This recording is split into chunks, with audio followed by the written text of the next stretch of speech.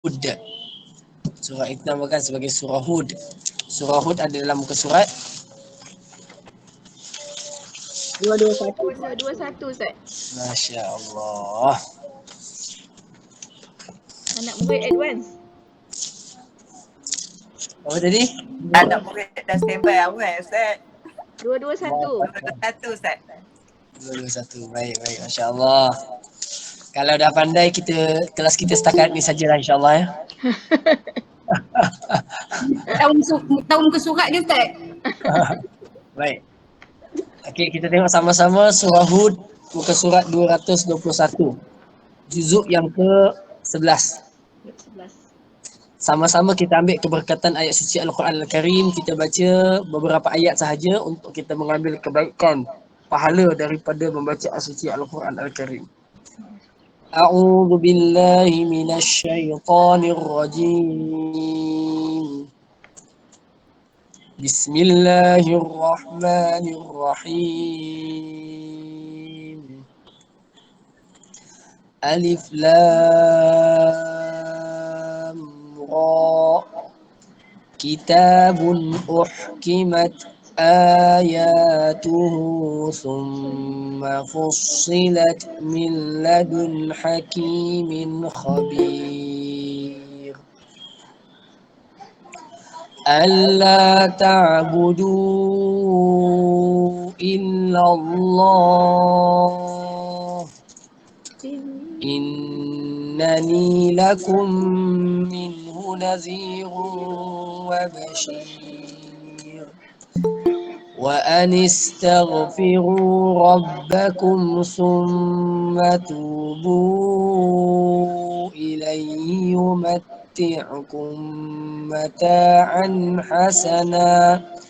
يمتعكم متاعا حسنا إلى أجل مسمى ويؤتي كل ذي فضل فضله وإن تولوا فإني أخاف عليكم عذاب يوم كبير إلى الله مرجعكم وهو على كل شيء قدير. Alhamdulillah, sadaqallahul azim. Baik, insya-Allah taala kita akan sama-sama meneliti dan melihat makna daripada surah Hud. Okey, sama-sama kita lihat. Okey. Yang masih mengunyah lagi kuih batang buruk tu minta berhenti mengunyah sekejap. Okey. Jadi insya-Allah taala kita akan tengok bersama, lihat bersama surah Hud. Allah Subhanahu wa taala berfirman dalam surah yang pertama, ayat surah Hud ini, firman Allah Azza wa Jalla, a'udzu billahi minasyaitonir rajim. Alif Lam Ra. Alif Lam Ra. Alif Lam Ra ini adalah satu kalimah atau perkataan yang tersusun daripada 3 huruf. Okey, Alif, Lam dan Ra. Apa makna Alif Lam Ra? Jawapannya secara mudah, kita dah bahaskan panjang dulu. Ada surah yang hampir sama. Mudahnya adalah Alif Lam Ra hanya diketahui ataupun maknanya itu adalah menjadi rahsia. Okey, menjadi rahsia daripada rahsia-rahsia makna Al-Quran Al-Karim. Okey, sebahagian ulama sebut begitu, majoriti juga mengatakan begitu. Tetapi ada sebahagian mereka tak, dia kata tak. Alif Lam Ra dia ada makna. Macam Alif Lam Mim ada makna. Apa makna Alif Lam Mim? Dia kata Alif Lam Mim, Alif Allah, Lam Jibril, Mim Muhammad sallallahu alaihi wasallam. Jadi begitulah mereka cuba mendatangkan makna mengikut kesesuaian. Okey? Seperti Taha. Taha. Taha artinya nama Nabi sallallahu alaihi wasallam. Contohnya begitu. Jadi apa makna Alif Lam Ra yang sebenar? Saya suka mengambil pandangan mereka adalah sebagai satu seni Al-Quran dalam menarik pembaca atau pendengar. Ketika Quran dibacakan Alif Lam Ra, dia jadi macam orang Arab pandai bahasa Arab, pakar dalam sastra Arab pada zaman dulu, sastra Arab mereka kuat. Tetapi bila dengar alif lam ra, mereka jadi terkejut. Ni apa maknanya ni? Kami yang pakar bahasa Arab ni. Jadi Al-Quran pada waktu itu menarik perhatian mereka untuk mereka berfikir, okey, dan memberikan fokus kepada makna tersebut. Baik. Tetapi sebahagian lain pula ada yang maknakan lam ra adalah merujuk kepada Al-Quran Al-Karim yang tersusun daripada huruf-huruf Arab. Kan? Di huruf-huruf kan? Jadi Quran itu tersusun daripada huruf. Okey. Kalau yang memaknakan Quran itu pun agak signifikan. Kenapa? Kerana Quran sebut kitabun kimat. Nampak tak? Kita terjemahkan. Kalau kita nak ambil makna dia, Al-Quran itu adalah kitabun, sebuah kitab. Faham tak? Faham tak? Kalau kita ambil itu perkataan Quran. Okey? Tetapi kalau kita katakan itu Allahu a'lam, maknanya saya tak tahu, Allah yang tahu. Okey? Terserah. Okey. Alif lam ra. Kitabun. Apa makna kitab? Kitab maknanya apa? Yang confident jawab je jawab. Quran.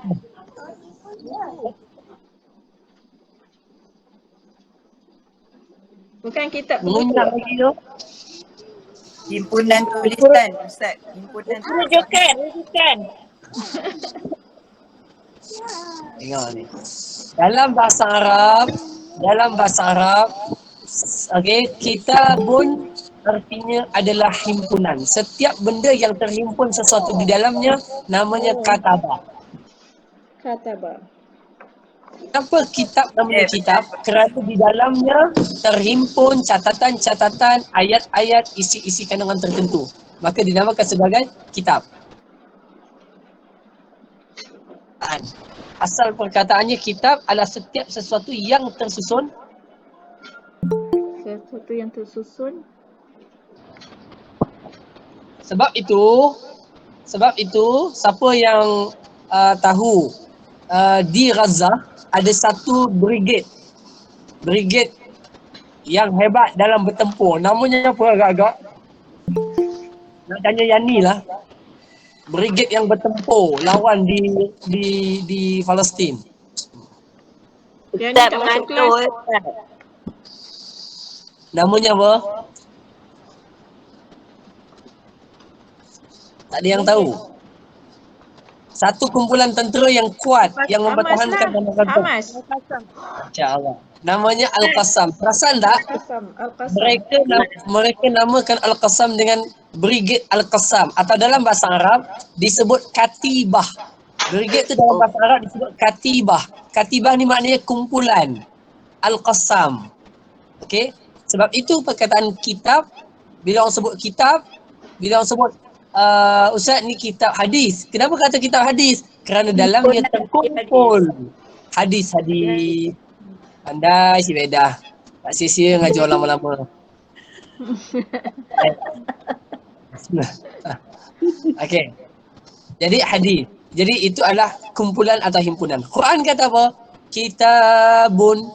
Al-Quran adalah sebuah kitab yang terhimpun di dalamnya. Apa dia? Uhkimat ayatuhu. Ayat-ayatnya. Uhkimat.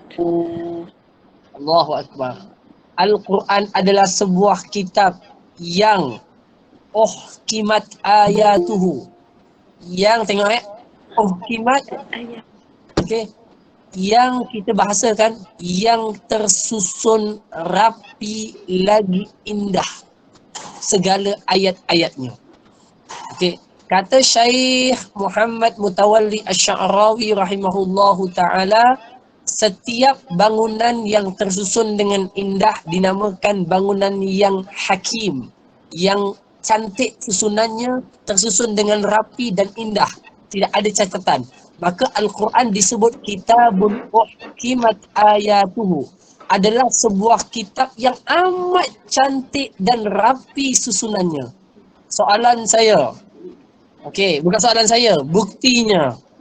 Bulan lepas Ramadan khatam Quran tak? Khatam. Bulan tahun lepasnya lagi? Khatam lagi. Kami Okey. 2 minggu sudah pun khatam lagi Ustaz. Allahu Akbar. Sejuk perut ibu mengandung. Amin. Kami Amin. setiap 30 minggu Ustaz hatam. Alhamdulillah. Sebulan sekali hatam Ustaz. Allahu Akbar.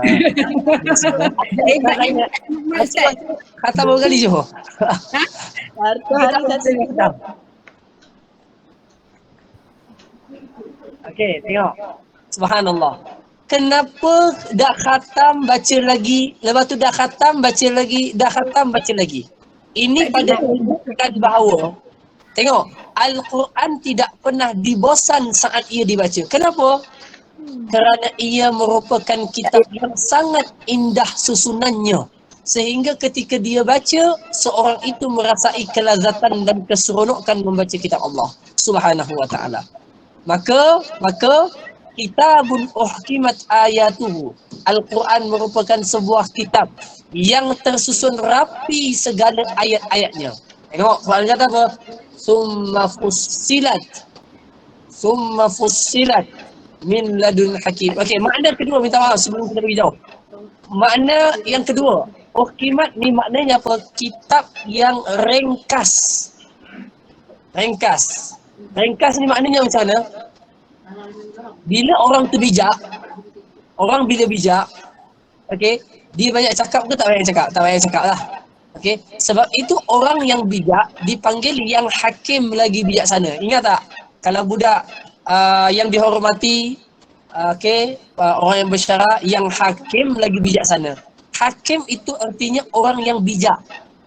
Quran ini merupakan kitab yang ringkas. Maknanya apa? Kitab yang sangat istilah kita sangat apa bahasanya, compile tu macam mana nak sebut, dia dipadatkan, sangat padat ayat-ayatnya. Tapi Quran kata apa? Dalam ayat yang sama, summa fussilat, kemudian ia fussilat ni terhurai segala-galanya. Apa maknanya? Ustaz, ayatnya ringkas ke terhurai? Hurai ke ringkas? Cuba sebut satu-satu. Subhanallah. Inilah keajaiban Al-Quran. Dia merupakan kitab yang amat ringkas, tetapi merupakan kitab yang membicarakan dan menghurai segala sesuatu. Faham tak maksudnya? Faham. Alhamdulillah. Okey. Ustaz, yang uhkimat tu kan, di kata dasar dia apa Ustaz? Hakamah. Sejak bila pandai tanya kata dasar ni? Tak pernah tanya. Allahu Akbar. Ini tanda-tanda kecil ni. Tanda kecil pula. Hakim lah Ustaz ya, dalam kata dasar dia. Tanda Okey. dia Ustaz kena ajar bahasa Arab. Okey, insya-Allah nanti ada modul bahasa Arab, kita bawa ke semua rumah ngaji Sultan Negeri Perak. Modulnya. Wah. Ni nak tanya ni, muka surat berapa baru masuk ni? Oh dia Tinggal. Orang dah bimbing dah. Allahu Akbar. Orang dah lepas, dah rentah daerah dah. 221. Ros surah Hud 221. Kita surat Baru ayat 221. 1. Ha. Okey, Allahu Akbar. Okey. Allahu Akbar. Bismillah. Okey. Subhanallah, di antara ciri Al-Quran adalah sebuah kitab yang ringkas isinya, tetapi dalam penghuraiannya. Subhanallah, ya, kita telah melalui zaman sekitar 1400 tahun atau 1500 tahun sejak penurunan Al-Quran. Al-Quran tak pernah bertambah muka suratnya. Itulah maknanya dia sangat kompleks, sangat sikit, sangat ringkas. Tetapi tidak ada satu pun aspek kehidupan yang kita lalui melainkan Al-Quran akan menyentuhnya dan memberikan panduan padanya. Hatta dalam membersihkan najis. Subhanallah. Jadi inilah kitab yang okey, kita bahasakan begini kalau ada orang sastra, okey, dia bercakap dengan perkataan yang pendek tetapi maknanya banyak, dalam sangat maknanya. Itu menunjukkan orang itu sangat-sangat penuh seni perbicaraannya. Betul tak? Orang dulu pun macam tu. Orang dulu dia cakap sikit je. Kan? Tapi deep. Dia cakap tapi tajam. tapi difahami maknanya panjang. Maknanya, oh itu maknanya. Okey, contoh dia kata yang merah itu saga yang apa? Yang merah itu saga, Yang kurit itu kendi. Kurit itu yang kedai. merah itu kendi. Kan. Okey, tengok perkataan pendek je. Tetapi rupanya ia nak memberikan suatu permasalahan, dua benda yang hampir sama warnanya, tetapi dia berbeza. Pendek perkataannya. Contoh begitu contoh. Okey. Ayat ini, okey, itu sastra Nabi tak? Al-Quran telah membuktikan bahawa Quran ayatnya tak pernah bertambah. Tetapi apa jua isu dan permasalahan umat yang sedang dilalui, Al-Quran memberikan penghuraian kepadanya. Kadang-kadang satu ayat memberikan makna yang sangat banyak dalam kehidupan kita. Okey, baru ni ada orang tanya saya satu isu. Isu ni pernah dipopularkan oleh seorang tokoh lah. Tokoh tu baik lah, orangnya baik tapi kontroversi. Pernah tak ada orang ajar kalau kita ada masalah atau persoalan dekat Quran, kita tutup Quran macam ni, kan? Lepas tu kita dekatkan kepala kita. Lepas tu kita buka mana-mana ayat. Lepas tu tengok dekat ayat tu. Muka surat ayat pertama ke, ayat terakhir ke, ujung ke. Dia kata pasti ada jawapan kepada persoalan kita. Okey, faham tak? Okey. Dalam bab ni, ada ulasan. Walaupun kita kata Quran ia memang ajaib, itu dan ini, kita kata betul. Siapa yang nak buat macam tu, ni dia pakai buka, okey dia baca. Kemudian dia tengok ada ayat ni, ada ayat yang beri pelajaran kepada dia. Tak apa, tak ada masalah. Okey. Okey. Tetapi terkadang jangan sekali-kali kita meletakkan kemestian. Faham tak? Yang kita buka itu mesti akan menjawab persoalan kita. Sebab Tak boleh percaya Ustaz. Tak boleh yakin lah, tak boleh percaya kan yang tu dia macam ni. Ya, sebabnya yang buka tu kita. Faham tak? Ya. adalah fahaman tu daripada Indonesia je ilmu tu kan Ustaz. Ya, saya tak baca kata. tadi. Amboi, Masya Allah. Accountant kalau bercakap, Masya Allah. Padat sekali. Kenapa Ustaz itu counter? Kebetulan pagi tadi saya ternampak itu tu, baca tu. Ketemu Okey. ayah, lepas tu apa ke ni lofa, apa Okey. ke orang amalkan macam tu ya. Okey, cuma saya nak sebut, bukankah saya kata salah? Faham tak? Saya tak kata salah perbuatan itu. Yalah. Cuma jangan kita memestikan Ya. soalan yang kita nak itu dia akan terjawab dengan yang tangan kita buka. Ya, ya. Faham tak? Okey. Kalau salah betul pun kebetulan ya. Ya. Jadi cara yang betul adalah kita cari ayat yang menjawab persoalan itu. Itu yang betul. Faham tak maksudnya macam mana? Contoh. Okey, kita ada masalah. Ustaz ya? Contoh, kita ada masalah bebanan hutang. Contoh. Bebanan hutang. Okey. Lepas tu kita buka lah Al-Quran, cari mana ayat yang terkait dengan hutang. Faham tak? Kita ada masalah macam sekarang ni ada masalah mental, tekanan, emosi, masalah kelas rumah tangga sebab PKP kan? Ketawa pula. Kan? Tekanan kan, tertekan, stres dan sebagainya. Contoh. Jadi ada contohnya. Jadi isu ini meningkat dalam musim PKP sebagai contoh. Maka kan? Maka kita cari ayat apa yang menyentuh perkara yang berkait dengan jiwa. Contoh, ketenangan. Itu yang betul. Bukan kita, okey, buka tutup Quran tengah-tengah, buka. Lalu kita cari. Seperti kita nak menafsirkan ayat yang kita nak tengok tu supaya sesuai dengan apa yang kita nak. Faham tak? Jadi itu bukan, tetapi tak salah. Faham tak? Tak salah tu maksudnya, okey Ustaz, boleh tak kalau saya buka Quran tiba-tiba saya nak buka aje. Lepas tu saya nak ambil pelajaran apa yang menegur saya hari tu, tak ada masalah. Boleh. Faham tak? Cuma jangan kita mewajibkan satu benda yang buka kemudian dia itu yang tak boleh. Wallahualam. Baik. Itu alang-alang ni saya sentuh. Baik. Ini Quran dan keajaibannya. Kitabun fussilat ayat uhkimat ayatuhu summa fussilat. Tengok. Min ladun hakimin khabir. Allah. Kitab Al-Quran yang amat indah susunannya. Okey. Kitab yang tersusun rapi ayat-ayatnya. Kemudian detail penjelasannya. Ianya datang daripada min ladun hakimin. Hakim ni maknanya apa? Yang maha bijaksana. Khabirin, yang amat luas pengetahuannya. Maknanya apa? Maknanya apa? Cik Beda, kalau ada seorang lelaki yang hidupnya lama 200 tahun, pengalaman hidupnya sangat banyak.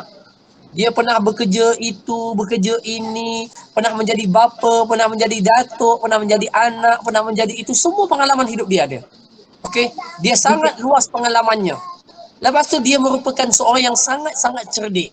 Agak-agak kalau kita datang minta nasihat kepada dia, nasihat yang akan dia bagi tu agak-agak berbaloi tak? Contoh orang yang pakar jual emas selama 70 tahun. Pakar sangat. Kita pun tanya kat dia, kan, saya ni baru nak berkecimpung dalam jual beli emas lah. Agak-agak apa nasihat tuan kepada saya? Agak-agak orang yang dah ada 70 tahun pengalaman, pasti dia akan memberikan satu nasihat dan panduan yang paling bermakna. Allah Subhanahu wa ta'ala adalah Tuhan yang maha bijaksana. Kalau tak bijaksana, kita tak akan nampak ikan merah warnanya merah boleh hidup dalam air yang masin tetapi dagingnya tawar. Kalau dia tidak bijaksana, kita tak akan boleh tengok daun itu menyerap karbon dioksida dan keluarkan oksigen. Kalau dia tak bijaksana. Kalau dia tidak bijaksana, kita akan dapati matahari mungkin satu masa bahan bakarnya habis. Ataupun tiba-tiba bahan bakarnya habis. Tetapi ternyata itu semua tidak menunjukkan dia adalah bijaksana. Betul? Setuju? Dia bukan hanya bijaksana, tetapi dia itu khabir.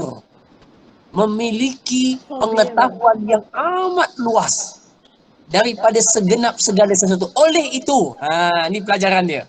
Oleh itu, apa sahaja mesej yang datang daripada Al-Quran, kita kena tahu bahawa ia datang daripada yang maha mengetahui segala-galanya. Kita jangan kata, Ustaz, Quran tak menjawab persoalan hidup saya. Ustaz, saya dah baca Quran tapi kenapa tak ada ni? Apa panduan yang terbaik tak? Maknanya kita tak kenal siapa yang turunkan Quran.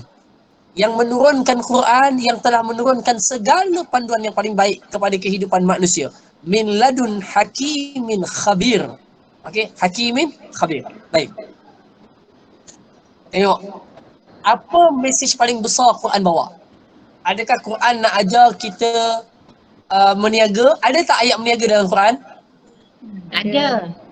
Ada. Okey. Ayat berbelanja Shopee ada tak dalam Quran? Tak ada. Shopee. Dia sebut Dia tak sebut Shopee. Dia Dia suruh tak sebut membelanjakan ni, Shopee Ustaz. ada tak dalam Quran?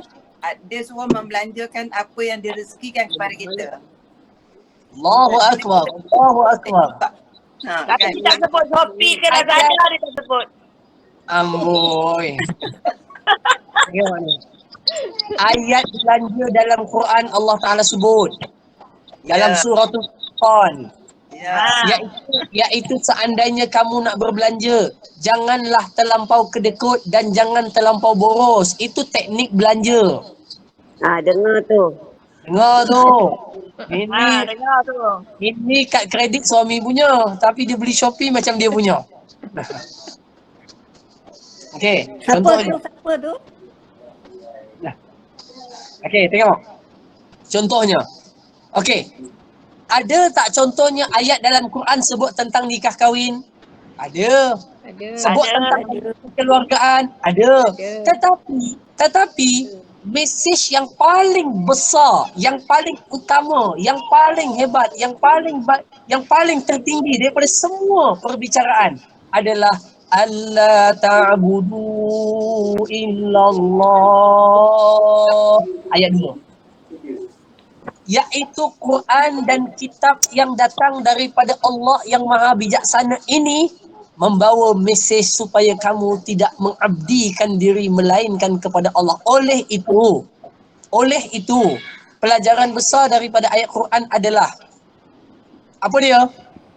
Apapun cara hidup kita yang kita nak ikut daripada Quran, cara nikah, cara kahwin, cara berniaga, cara berbelanja, cara berkomunikasi, bermasyarakat, bersosial dan sebagainya. Tetapi satu benda yang perlu kita faham, semua itu mestilah sebagai satu nilai penghambaan kita kepada Allah SWT. Tunduk, patuh kepada Allah.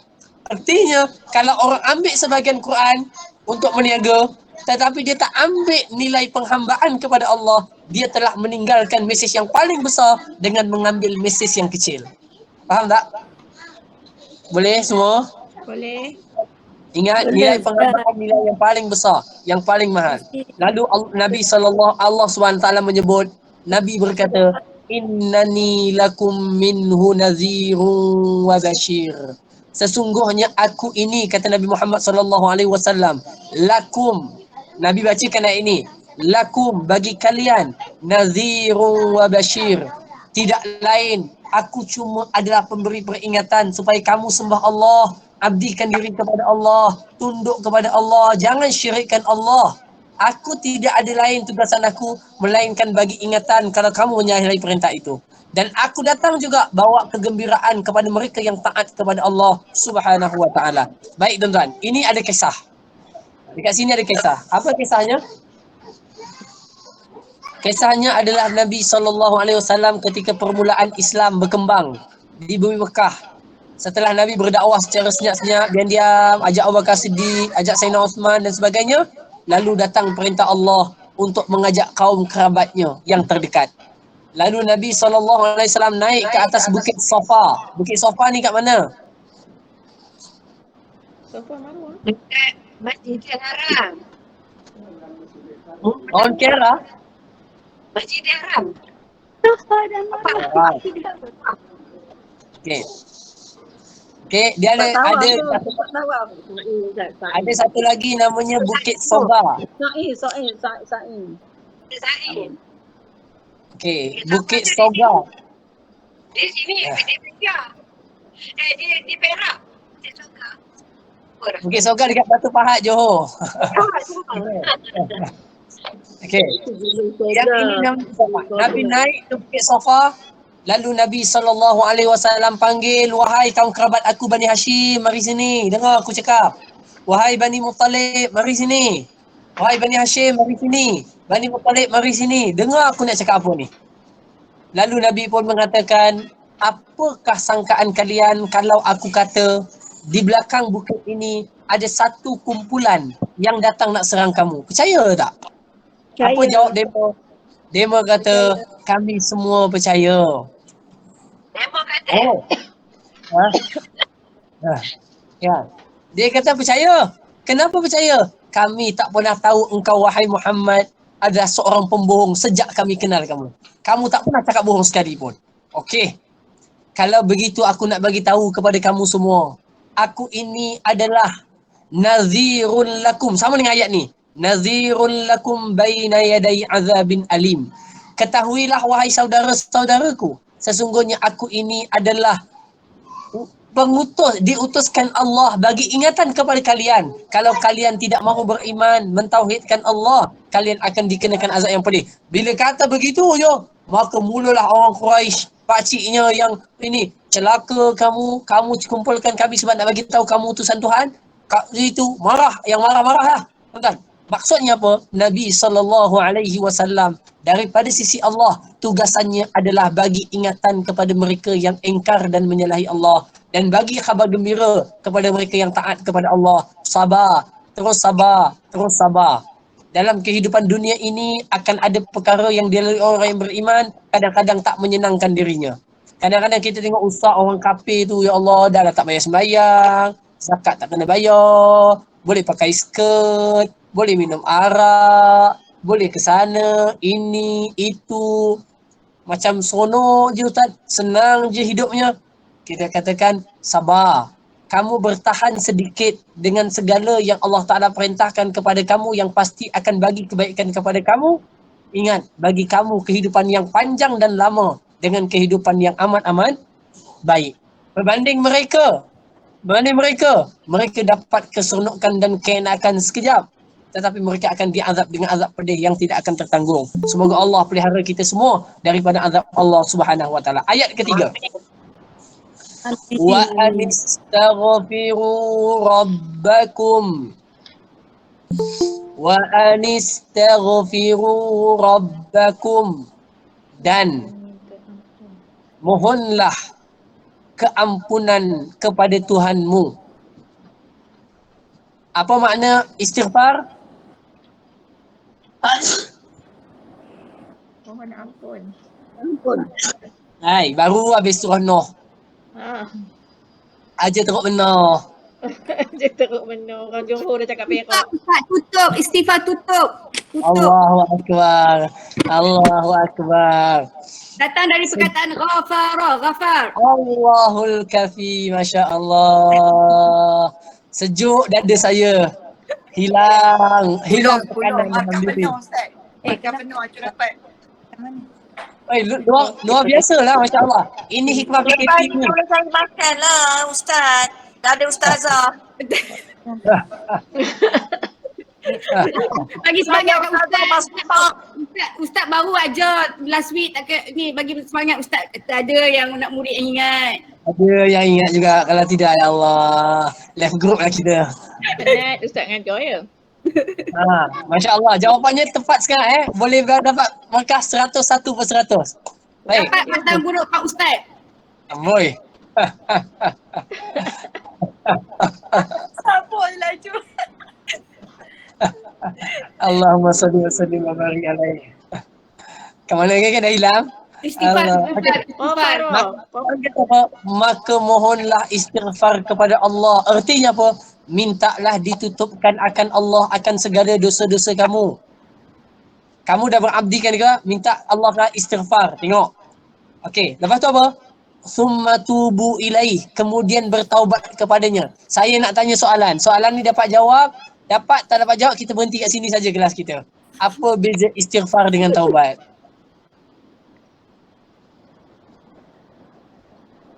Istighfar. Minta ampun. Kau tutup. Tak buat lagi. Saya minta izin dengan Katun kalau dapat jawab, saya teruskan kuliah. Tak dapat jawab, kita rehat. Istighfar tu Ustaz. Istighfar tu kita Bertaubat tutup. bangun malam-malam Ustaz. Bertaubat bangun Satu-satu. malam-malam. Tahajud. Satu-satu. Seorang-seorang. Minta maaf YB semua. Minta bertenang YB semua. Parlimen baru nak bersidang ni. Minta seorang-seorang jawab. Okey, silakan. Bertaubat kita bangun tahajud meminta ampun kepada Allah. Okey, istighfar. Istighfar apa pula? Istighfar. Mengaku kesilapan. Okey. Bagi orang lain pula jawab. Silakan. Silakan. Istighfar menyesali apa yang Istighfar menyesali apa yang telah kita buat kesilapan. Bertaubat dengan Allah tak akan buat lagi kesilapan tersebut. Terima kasih atas jawapan yang hampir confident. Confident lebih penting daripada jawapan yang betul. Silakan yang lain kalau ada cuba. Istighfar tu Ustaz. Tutup supaya tak nampak kesalahan kita tu Ustaz. Okey, taubat. Tutup, lepas tu dipadamkan. Okey, taubat. Taubat adalah perbuatan kita nak perbuatan untuk kita nak kata kita menyesal apa yang kita dah. Gaya cakap dah macam Profesor Dr. Muhayya dah. Gaya lah. Okey, ada yang lain? Macam Katun? Memohon ampun, menyesal atas dosa yang kita dah buat. Dan berjanji tidak mahu mengulanginya lagi. Bertaubat. Tambah lagi. Baik. Dia mesti kalau bertaubat tu dia dah menyesal dan bertaubat, berjanji tak nak buat lagi. Allah. Taubat nasuha lah. Terima kasih semua. Kalau dia bertaubat lain. Terima kasih semua atas jawapan yang kurang tepat. Saya hargai segala jawapan itu. Saya ni bukan apa, saya tak nak ngantuk ni, petang-petang ramai yang ngantuk, menguap-nguap dan sebagainya. Jadi biar saya tak santai-santai saja. Tak ada muap Ustaz, semua okey tengok. Mana ada muap. Kurang tepat tu tak salah. Dia kurang aja. Ya, betul. Tak salah lah. Tak salah kan Ustaz? Ada CP-CP yang betul. Tengok ni. Tengok ya. Istighfar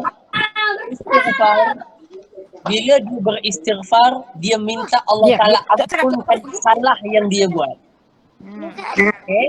Okay? You got my point? Ya.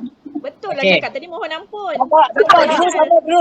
Tak habis lagi Tuan, sabar saja. Allah, teruk benda nak buat benda ni. Ya Allah. Sabar Azad. Okay. Hak ni ramai lah betul pasal dah ajar. Okay. Tengok ni. Okay.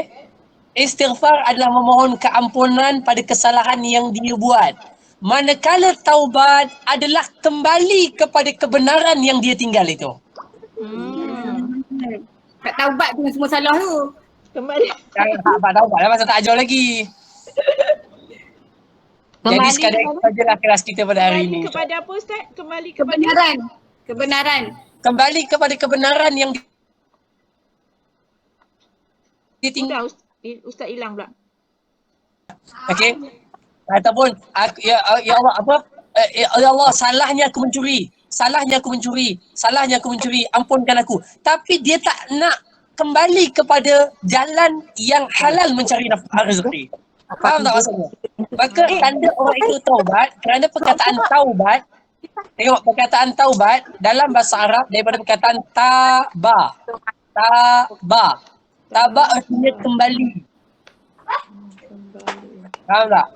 Kembali ke mana? Dia kembali balik kepada basic dia atas perintah syariat yang suruh begitu. Balik semula. Sebab itu orang yang tidak balik kepada jalan yang sebenar. Aduh. Saya tak suka perkataan kembali je. Minta bertenang ya, cucu-cucu yang ada tu minta ditenangkan cucu masing-masing. Itu ada Ustaz. Ha?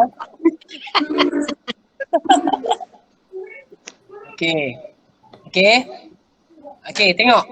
Maka taubat adalah satu proses seorang itu kembali kepada basic prinsip syariat yang diajarkan dalam kehidupannya.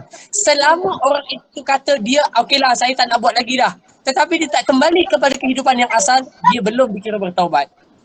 Maka istighfar satu, taubat satu. Kalau saya boleh nak bagi keyword atau kata kunci yang mudah nak ingat, okey, istighfar itu dilafazkan oleh lidah, mohon maaf, maka taubat itu tubuh badannya kembali kepada perintah syariat. Okey.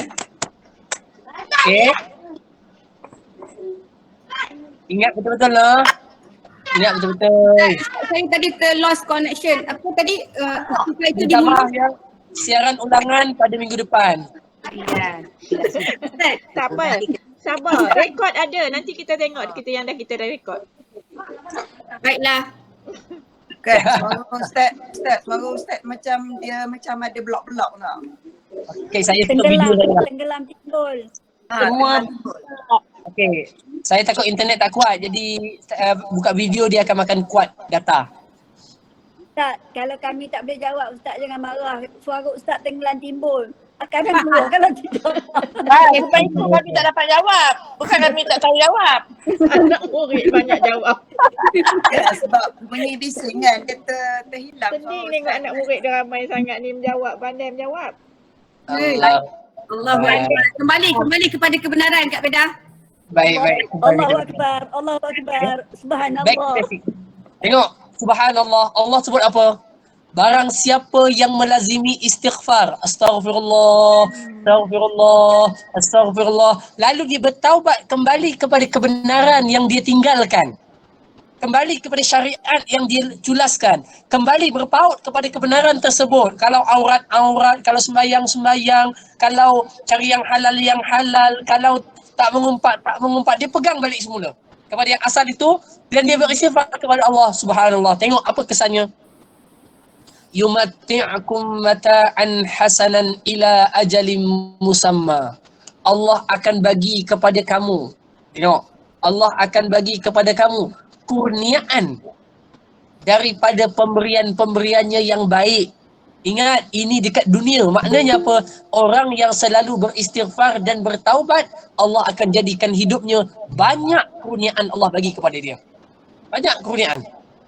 Kurniaan macam-macam lah. Kesehatannya baik, okey, dia punya hidupnya baik, anak-anaknya baik, pekerjaannya baik, emosinya baik. Bila orang itu melazimi istighfar, melazimi taubat kepada Allah Azza wa Jalla, hidupnya akan berubah. Sebab itu bila kita nampak ada orang yang hidupnya kadang-kadang tertimpa dengan banyak masalah, banyak kita kata banyak ujian kehidupan, okey, masalah yang tertimpa pelbagai, lagilah dalam musim pandemik ni kita dengar kawan-kawan kita kan di rumah ada yang mungkin yalah maklum dulu masa zaman kerja pagi-pagi pukul 8 dah mana suami pergi kerja, dia pergi kerja kan. Sekarang ni pukul 8 sampai 8 malam dia nampak saja. Jadi nampak je kekurangan yang ada contohnya. Jadi berlaku masalah dalam rumah tangga kan, anak-anak ramai, sepa, tertekan, masalah kerja lagi, work from home lagi, dah buat data tulis akaun, sikit lagi terlupa nak save, datang anak delete daripada awal balik, marah dan sebagainya. Maka terkadang hidup manusia itu diganggu dengan banyak permasalahan-permasalahan. Maka nasihat kita kepada mereka, apa dia? Al-Quran akan memberikan, menyajikan cara hidup yang penuh dengan kurniaan Allah. Bukan hanya bersifat emosional atau bersifat spiritual, tetapi bersifat kebendaan hatta yang menyeronokkan kamu. Okey? Seperti cukup, tubuh yang sehat, benda-benda macam tu.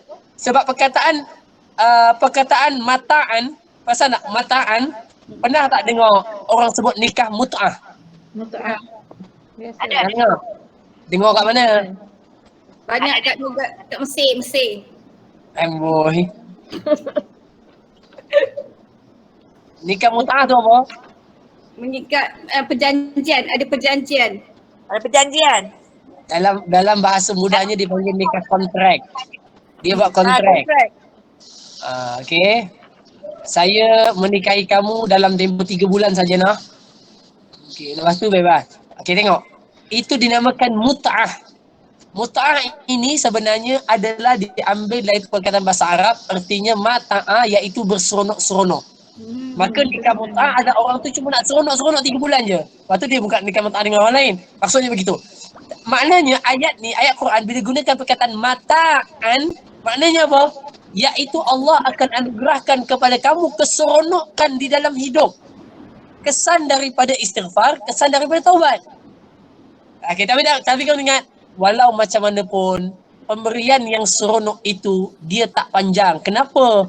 Ila ajalim musamma.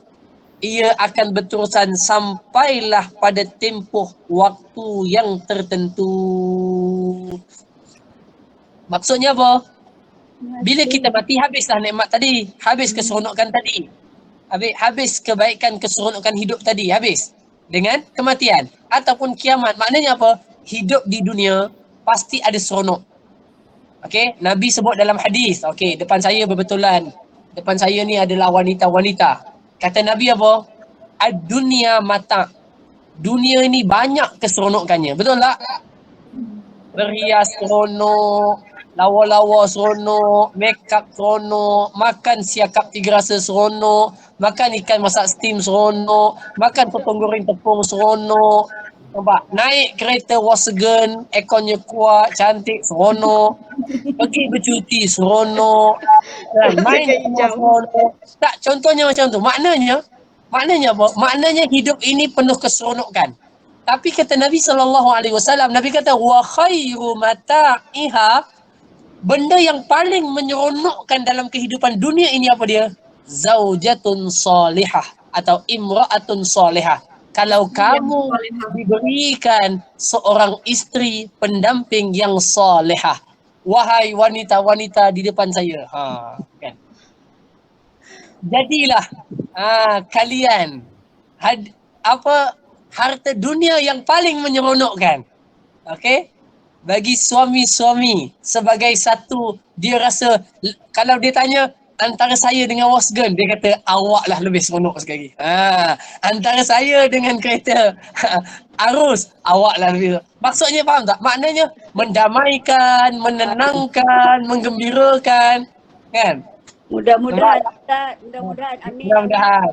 Abang antara saya dengan kayu golf, mana yang lebih seronok? Dia akan kata pastinya 100 kali awak lebih baik. Begitu. Itu maksudnya. Nabi sebut Ustaz, dalam pepatah bahasa Inggeris ada kata, you can be king if you treat your queen. Sekali lagi. Betul. You akan jadi raja kalau you layan isteri sebagai isteri, sebagai permaisuri. Nak tanya kat sebelah ada suami ke tu? Tak ada. Tak ada. Okey. Baik. Tengok. Allahumma salli wa sallim wa barik alaihi. Tengok. Kenapa Nabi sebutkan begitu? Kerana baginda Nabi SAW pernah menyebutkan, Iza ra'atu, kalau kamu melihatnya, menggembirakan kamu. Apabila kamu menyuruhnya, dia mentaati kamu. Apabila kamu kamu meninggalkan rumah, dia menjaga segala amanah dan kehormatan itu dengan baik. Tengok tak? Maka Nabi SAW sebut sebaik-baik perhiasan dari dunia itu adalah wanita-wanita yang saleh. Oleh itu, jadikanlah dunia ini sesuatu yang membahagiakan. Dengan cara apa? Anak-anak perempuan yang kita ada, jadikan dia adalah wanita yang solehah. Kenapa? Kerana mereka akan menyebabkan dunia berada dalam keadaan yang baik dan stabil. Bukan saya sebut sepihak. Ustaz, asyik peranan kami je jadi baik. Tak.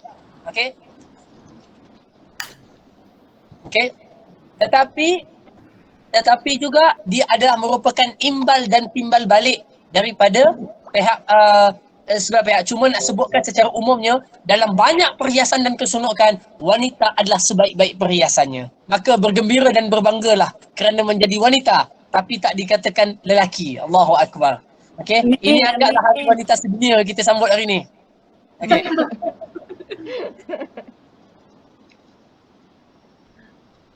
Tengok. Allah Azza wa Jalla menyebut, wa yu'ti kulladzi fadlin fadlah.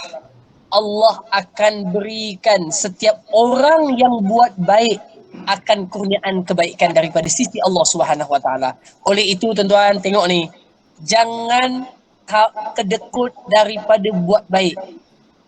Buat baik ni banyak sangat, umum sangat. Kawan susah kita bantu, kawan tak pandai kita ajarkan, orang tak tahu kita tolong, orang susah kita bantu.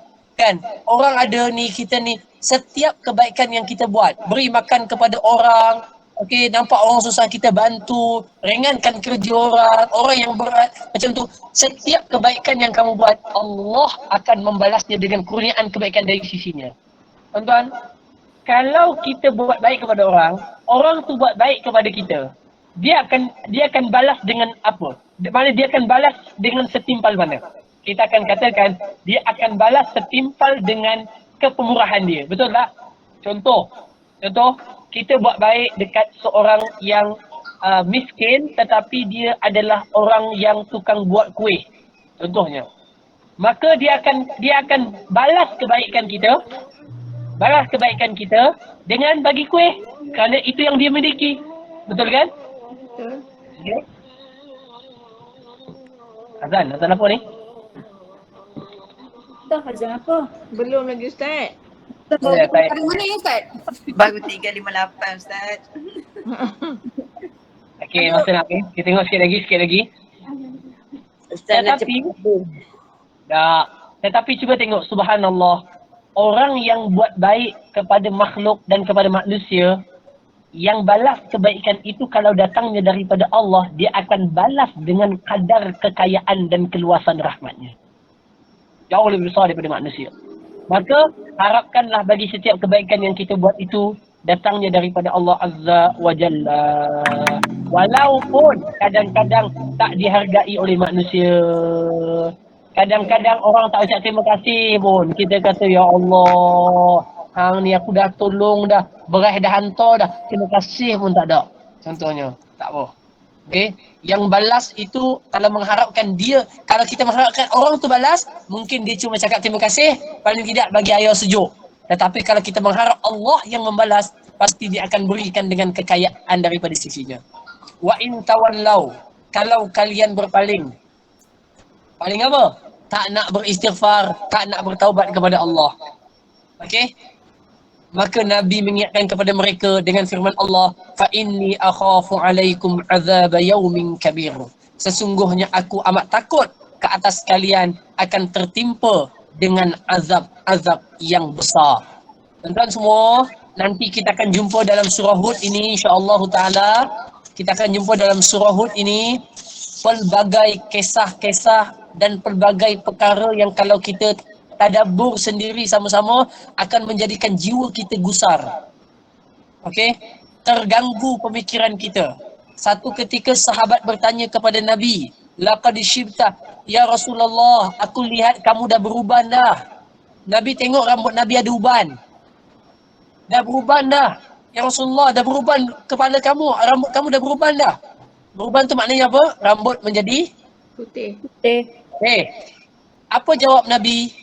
Dia kata yang menyebabkan aku beruban adalah surah Hud. Kenapa? Ulama-ulama memberikan penjelasan kerana nanti dalam surah Hud terlalu banyak ingatan-ingatan, peringatan, kisah yang menggoncangkan jiwa sehingga beruban rambut Nabi SAW. Cuba tanya kita, beruban sebab apa? Banyak fikir masalah. Kan? Dah tua Ustaz. Fikir ini kan, dan sebagainya. Baik, apapun alhamdulillah kita sudah menghabisi 3 ayat yang kita baca daripada surah Hud. InsyaAllah ta'ala kita akan sama-sama mendalami, meneruskan perbincangan kita pada pertemuan akan datang. Ingatkan akan datang kita boleh buatlah di Baitul Hikmah dekat rumah ngaji. Tetapi ternyata tidak lagi juga, ya Allah, ya Karim. Kan? Tapi tak apalah. InsyaAllah kita mohon kepada Allah Azza wa Jalla, semoga Allah mengangkat balak dan wabak ini dengan segera dan kita dapat beraktivitas seperti biasa insyaAllah ta'ala. InsyaAllah, amin. Jadi daripada saya sekadar itu dulu. Daripada puan-puan sekalian ada ke? Ada Ustaz. Silakan. Ustaz, contoh Ustaz, macam mana panduan ringkas kalau macam kita nak macam kita nak kata bertafsir, maksudnya kita nak baca, kita baca tafsir kan, tapi apa yang panduan supaya kita tidak lari, maksudnya kita tak pandai Ustaz, kita baca ni pun kadang-kadang kita main straight baca je. Straight baca macam Ustaz, 3 ayat dah ambil 1 jam. 1 jam untuk kita nak menguraikan. Kalau macam kita yang macam tak ada Ustaz, maksudnya kita sendiri nak baca, apa panduan dia Ustaz? Panduannya? Ya. Panduan untuk apa tu? Untuk sampai makna dia macam tu? Untuk faham. Untuk maksudnya faham ayat tu. Kita sekadar berbaca ataupun kita boleh tak kita nak menghurai dengan cara pemahaman kita? Maksud aku. Okey, terima kasih YB Bukit Jelutong.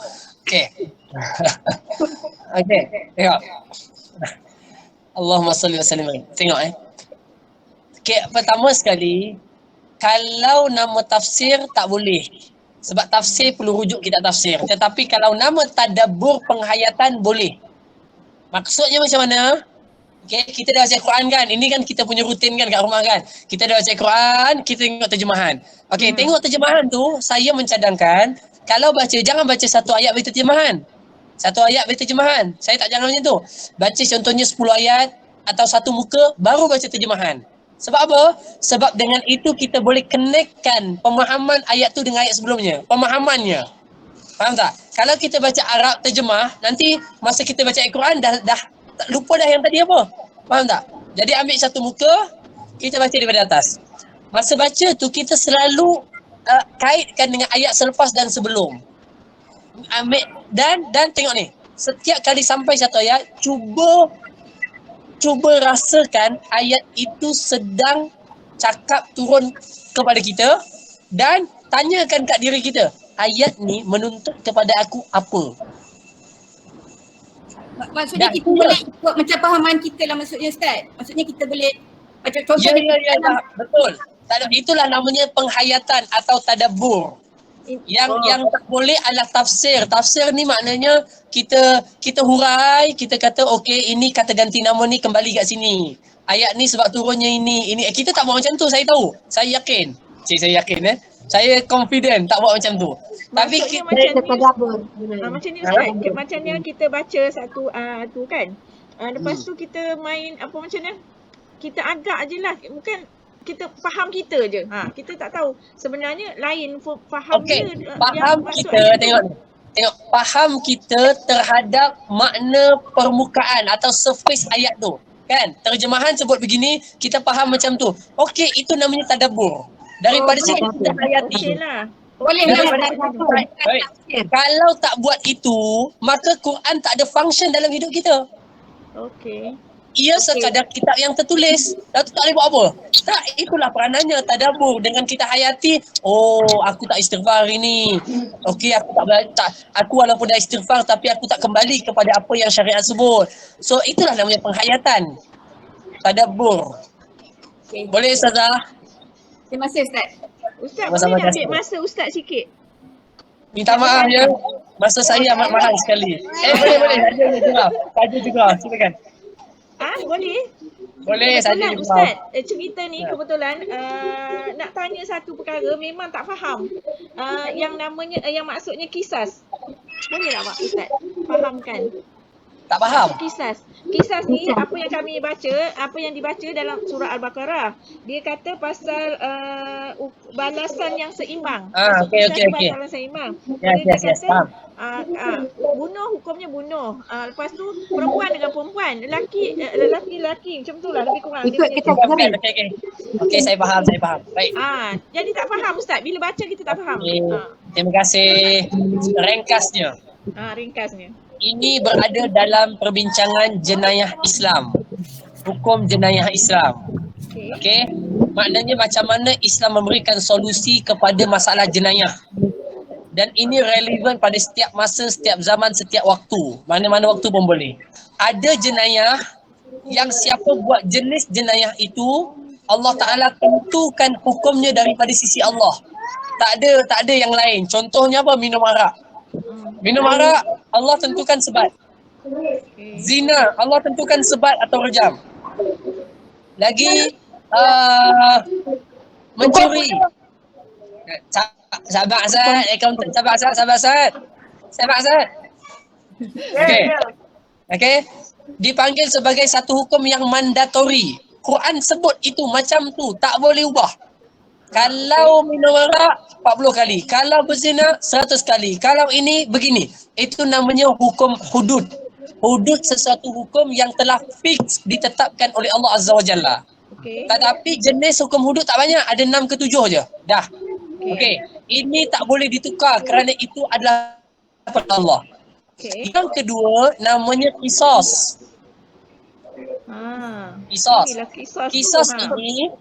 Qisas ini satu jenis jenayah yang melibatkan diri seseorang. Okey, diri seseorang tu maknanya apa? Orang tu kena pukul, kena bunuh, dilukakan, hidungnya dipatahkan, telinganya dikoyakkan, okey, jarinya dicabut dan sebagainya. Contohnya. Okey. Hukum ini dalam Islam, okey, dia berikan panduan. Panduannya apa? Kalau seorang itu bunuh, maka Islam memberikan panduan orang yang membunuh dibalas bunuh. Kalau dia lukakan pipi kawan tu 3 cm, maka mesti dilukakan pipinya 3 cm.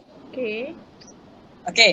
Kalau giginya dipatahkan 1, maka patahkan gigi dia 1. Okey. Kalau dia koyakkan telinga dia juga.